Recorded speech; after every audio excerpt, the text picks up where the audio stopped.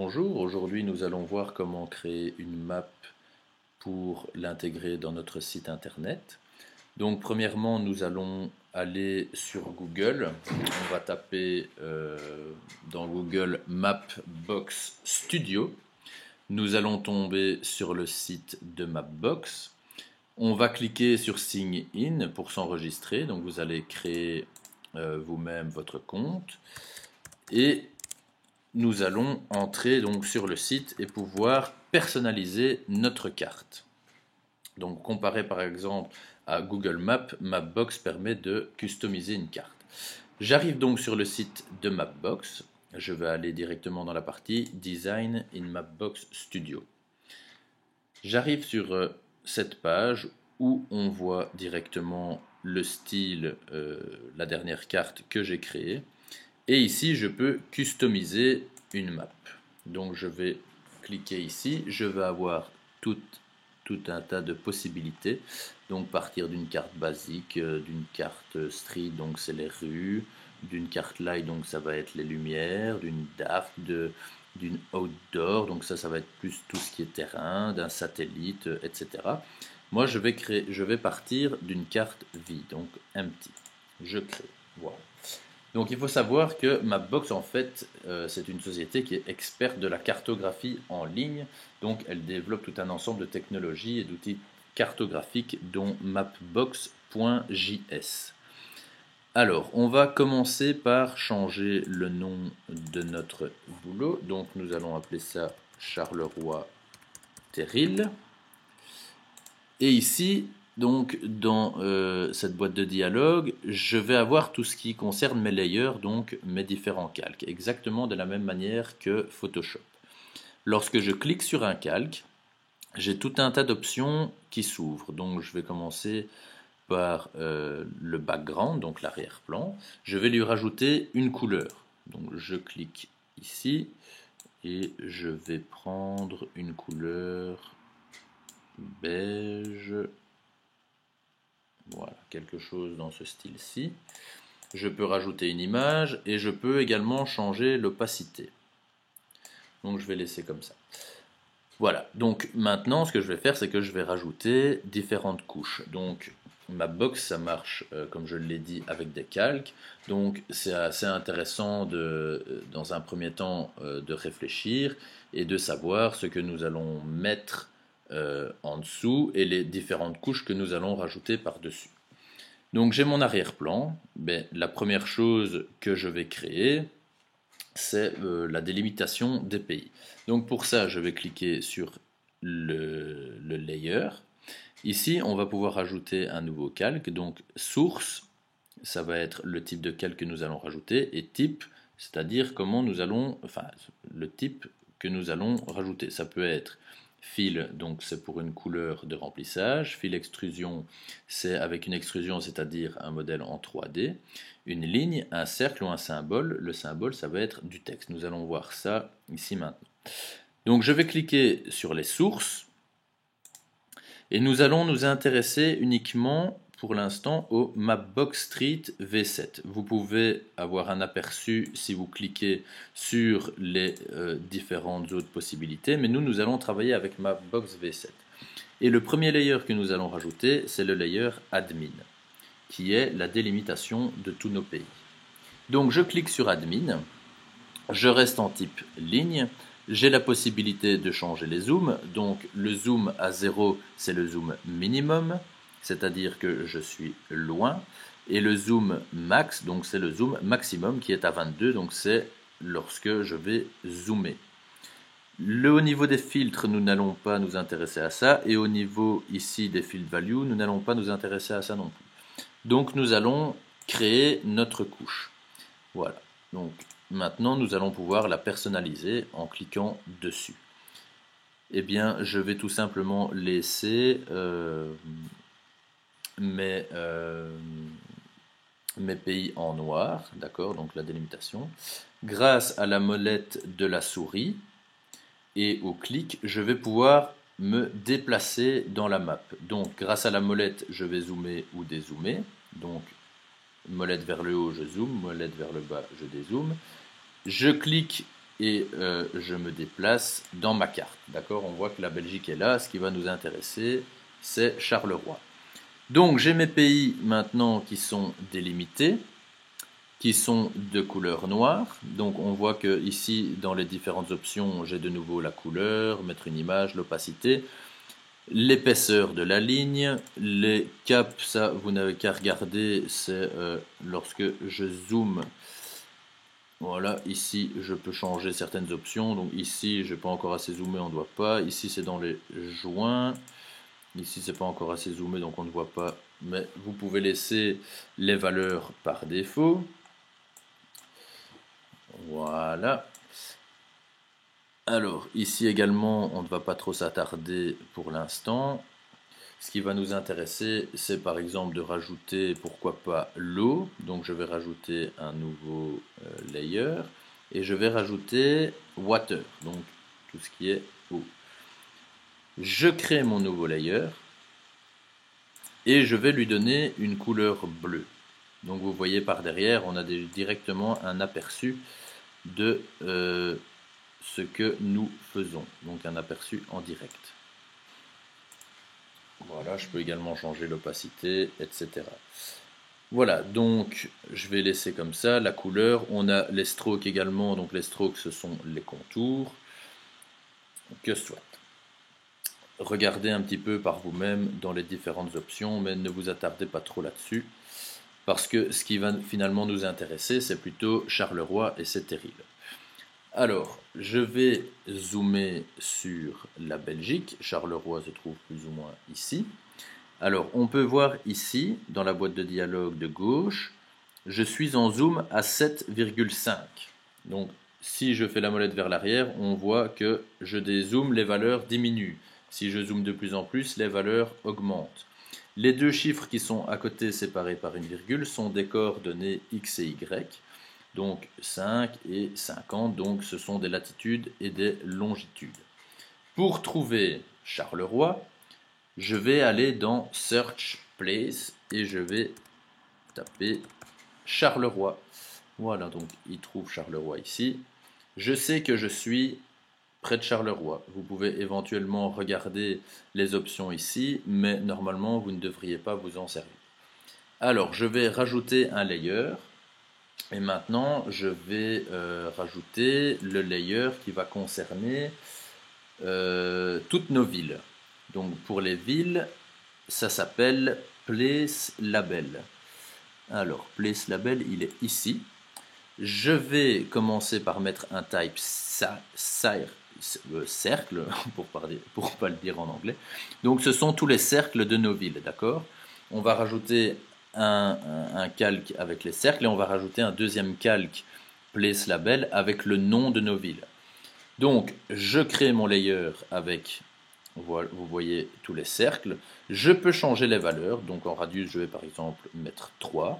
Je peux également changer la couleur, l'opacité, je peux lui mettre du flou, je peux lui mettre un contour, une épaisseur de contour, une opacité sur le contour, je peux faire une translation, etc. Alors, on a donc nos endroits qui sont marqués, je vais rajouter un deuxième Place Label. Et cette fois-ci, comme type, je vais lui dire symbole. Et on a un petit T qui vient de se noter ici. Ce qui veut dire qu'en fait, là, nous rajoutons du texte. Alors, pour ajouter du texte, il faut d'abord lui rajouter des options. Donc, dans Text Field, je vais aller cliquer ici dans les valeurs et je vais noter Name. Voilà, donc nous avons les noms des villes qui viennent de se rajouter avec Charleroi juste ici. Alors les autres ne vont pas nous intéresser, on va juste s'attarder donc sur le name. On va pouvoir changer de nouveau de couleur, on peut changer de typo. Et ici, eh bien moi je vais par exemple prendre la typo DIN. Et pour les villes, je vais la mettre en bold. Je vais changer la taille, je vais mettre 15 pixels, je vais rajouter un letter spacing, donc vous voyez qu'en fait ce sont toutes des propriétés CSS que nous allons pouvoir également remodifier dans notre site plus tard. Donc line 8, vous savez ce que c'est, max width, donc c'est la largeur, et je vais mettre un texte transform en uppercase. Voilà, alors j'ai une option d'icône de nouveau pour rajouter une image, une option position, donc text justify, vous savez ce que c'est, left, etc. Donc pour justifier le texte à gauche, au centre ou à droite, donc vous voyez ici les changements, donc je vais laisser centrer. On va faire une petite translation sur notre texte parce qu'on voit qu'il est sur le point. Donc faire une translation, je vais déplacer mon texte afin qu'il ne soit pas sur mon petit point. Donc voilà, on voit très bien maintenant ici Charleroi. Voilà, je vais laisser ça comme ça pour l'instant et je vais m'occuper donc de la zone de Charleroi. Alors, ce qui m'intéresse ici, vous voyez que nous avons également de l'eau qui passe dans Charleroi, donc ici on a le canal. Alors, ce que je vais faire maintenant, c'est que je vais rajouter également les points of interest, c'est-à-dire les points d'intérêt. Et comme ça, nous allons peut-être pouvoir apercevoir l'éthéril. Donc, je clique sur le layer, je rajoute de nouveau, et alors POI label. Je vais cliquer sur celui-ci. Je peux mettre un petit cercle, donc je vais d'abord mettre un petit cercle, d'accord. Donc on voit qu'il y a différents cercles qui viennent de se rajouter. Je vais lui mettre un radius plus petit également, de 2 pixels par exemple. Je vais peut-être changer sa couleur, mettre un rouge par exemple, je ne sais pas, mettez la couleur que vous voulez, un rouge, un jaune, un vert, ce que vous voulez. Voilà, de nouveau les différentes options, d'accord. Et je vais rajouter maintenant le nom de mes POI labels. Donc je vais reprendre POI label, mais cette fois-ci dans le type, je vais noter le symbole. Ah, voilà, donc on a ici dans l'aperçu, on voit qu'il y a Terril du Bailmont, Terril des Couloutes, ArcelorMittal. Donc je crée mon layer. Voilà, donc dans le texte, de nouveau, je vais rajouter la valeur name. Et voilà le nom de mes terrils qui apparaissent. Alors évidemment, plus je vais zoomer, et ici, mes autres terrils vont apparaître. Alors de nouveau, comme avec Charleroi, ce que je vais faire, c'est que je vais changer ma typographie. Donc je vais de nouveau mettre une typo DIN. Je vais la mettre en régular cette fois-ci. Je vais la mettre légèrement plus petite. Je vais rajouter un letter spacing. Je vais rajouter la typo en capitale. Et je vais également faire une petite translation vers le haut. Voilà. Ok. Alors, si je clique ici sur le full screen, je vais déjà pouvoir avoir un meilleur aperçu de ma carte. Voilà. Et alors, il y a des petits bugs, hein, il y a parfois certains points qui sont laissés de côté, on peut voir ArcelorMittal, etc. etc. Alors, qu'est-ce que nous allons pouvoir ajouter? Nous allons pouvoir ajouter, par exemple, les waterways, donc les canaux, pardon.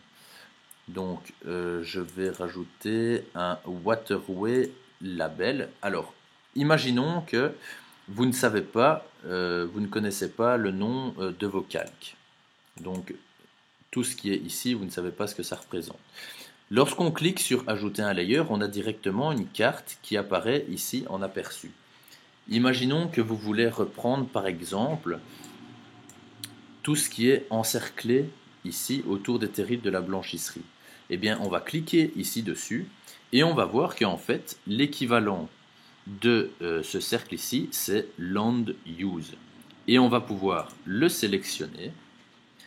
Il va directement se mettre dans nos nouveaux calques et on va directement pouvoir créer un nouveau calque. Donc ça, c'est quand même intéressant parce que finalement, lorsque vous avez l'aperçu, eh bien, on peut directement aller sélectionner ce qui nous intéresse. Donc, on va rajouter un land use, pardon.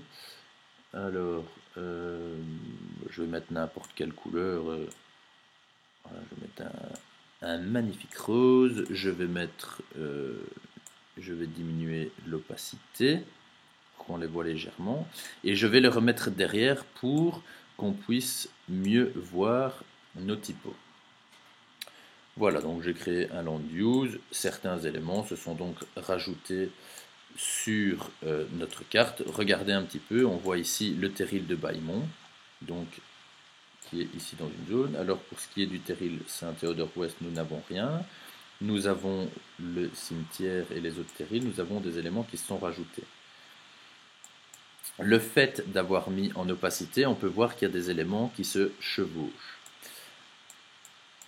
Alors, ce qui va nous intéresser, c'est de rajouter également un nil shade. Donc, ici, toc, toc, toc, toc, toc, où est-ce qu'il est?